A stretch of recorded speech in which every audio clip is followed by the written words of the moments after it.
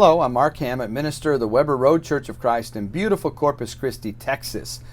I'm glad you've joined me for this daily devotional and Bible reading, and I hope you'll turn to Mark chapter 4. That's where our Bible reading will come from in just a few moments. And our invitation is always extended to you to join us in person for our Bible classes and worship assemblies on Sundays and Wednesday evenings. And also, you can join us on our streams, which are usually on Facebook or our YouTube channel. That's the Weber Road Church of Christ. You know, Farmer Pete, he was looking forward to all the possibilities of the new year. Well, the forecasts were better than ever. As soon as he could plant his crops, he was sure that this year was going to be a great year. Well, the day before he could start, Farmer Pete fell ill. The doctor put him to bed for at least 3 months, maybe 4. What could he do? Well, Farmer Pete immediately got on the phone with a young man that had worked with him before, and Farmer Pete made a list of all that needed to be done, from tilling the ground to fertilizing and the soil, planting the seed, everything that needed to be done. Everything was set, and it was ready to be started. Once a week, the young man reported to Pete, and all the reports were excellent. The fertilizer helped to make the ground rich. The sun came out every day in just the right amounts. Rain fell on a regular basis.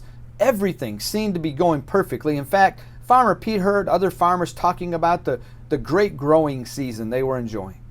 Pete's crops would surely be the best that he had ever had. Well, 3 months and then a little more were soon over, and Pete awakened one morning and he wanted to examine his crops. He finally was able to, and he figured they would almost be ready for harvest. Well, he hopped into his truck, he sped off into his fields, and as he approached, his face began to turn white. His hands began to sweat. His heart began to race vigorously. He jumped out of his truck. He ran to the edge of his first field. There was nothing. The fields were as bare as the day that he had fallen ill. Well, the soil was rich. The sun and the rain had been just right. So why hadn't anything grown? Why? Well, he grabbed a shovel and he started to check the seed. Maybe it was bad. Well, he couldn't believe his eyes as dirt was thrown into the air. But there was only dirt. You see, the young man that had helped him had forgotten to plant the seed. How ridiculous, you say. How many farmers would put up with a helper or forget to plant the seed that no real farmer, again, who would ever fail to do that? Not a real farmer, of course. How ridiculous this also is. Think about it. Will God put up with a Christian who forgets to plant the seed? The seed is His Word. No real Christian would ever fail to do that, would he? Again, that's a story to think about if you make the application. Of course, it really makes you evaluate your own life. Remember, we're going to read from Mark chapter 4. Mark chapter 4. We're going to start in verse 1. Again, he began to teach beside the sea, and a very large crowd gathered about him, so that he got into a boat and sat in it on the sea. And the whole crowd was beside the sea on the land, and he was teaching them many things in parables. And in his teaching he said to them, Listen, behold, a sower went out to sow. And as he sowed, some seed fell among the path, and the birds came and devoured it. Other seed fell on rocky ground where it did not have much soil, and immediately it sprang up, since it had no depth of soil.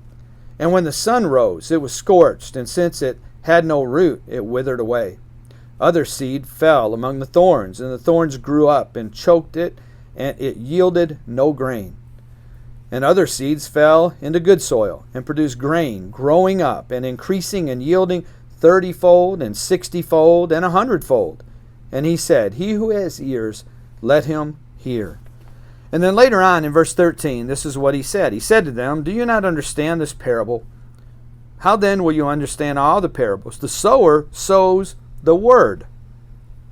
And these are the ones along the path, where the word is sown. When they hear, Satan immediately comes and takes away the word that is sown in them. And these are the ones sown on rocky ground. The ones who, when they hear the word, immediately receive it with joy. And they have no root in themselves, but endure for a while. And then, when tribulation or persecution arises on account of the word, immediately they fall away. And others are the ones sown among thorns. They are those who hear the word, but the cares of the world and deceitfulness of riches and desires for other things enter in and choke the word, and it proves unfruitful.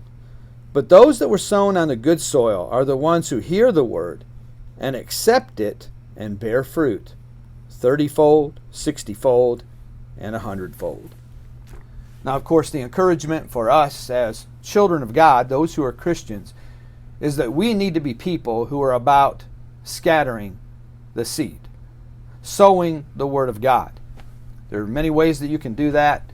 Of course, teaching, making sure you teach your children, making sure you have opportunity to invite others to hear the Word of God, either taught or preached. Be faithful yourself to the Word of God.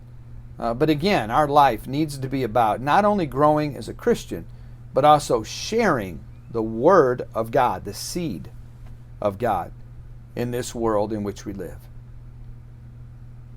May the Lord bless you richly as you seek to follow His will.